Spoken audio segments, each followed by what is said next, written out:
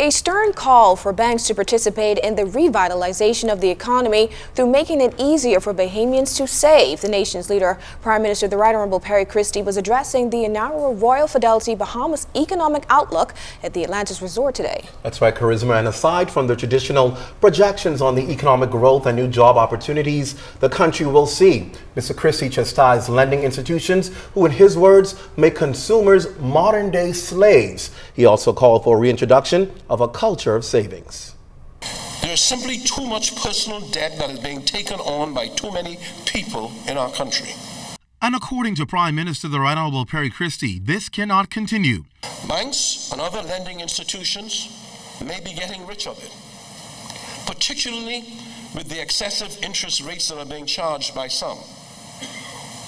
But it is turning too many people in our country into what I characterize for making the point, modern-day slaves. Mr. Christie says the availability of salary deduction is causing too many people to take home too little in pay after they've satisfied their loan payments, leaving them with little to feed their families, keep the lights on, or water running. You can borrow money for a car, or fridge, or stove, or furniture, but you can't borrow a dime if you're a young entrepreneur with a smart idea who has a solid business plan to start a new venture that will end up hiring people. Lenders aren't there to help you, it seems, with such ventures anymore.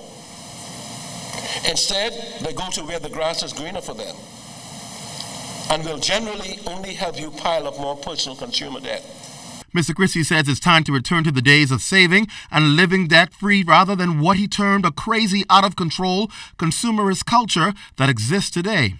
Today, you have people taking out loans for vacations that they will end up taking 7 years to pay back, or taking out loans for lavish weddings or for cars that they really don't need to change right now, or loans for this and loans for that, but they pile up these loans, pile up on the credit cards. They have to pay back at 18 or 20 or 22% interest rates on whatever other charges that may exist.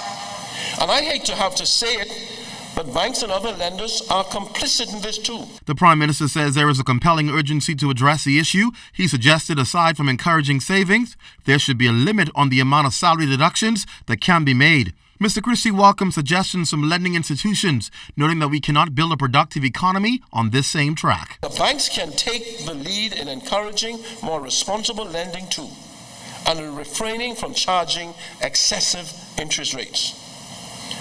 Hopefully, we can collaborate on a new Consumer Lending Act promised by successive administrations.